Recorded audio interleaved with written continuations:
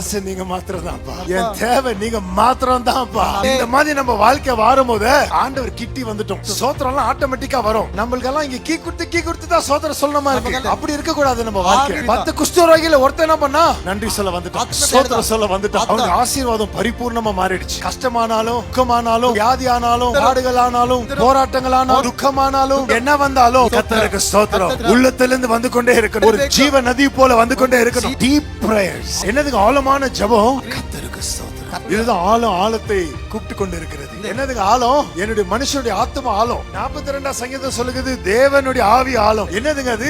தேவன் ஆவியா இருக்கிறார். அவரை யார் ஆவியோடு உண்மையோடு ஆராதிப்பார்கள் என்று தேடிக்கொண்டிருக்கிறார். மனுஷனுக்குள்ள ஆவி இருக்கிறது. மனுஷன் ஆண்டவர் எப்படி உண்டாக்கிக்கிறாரு?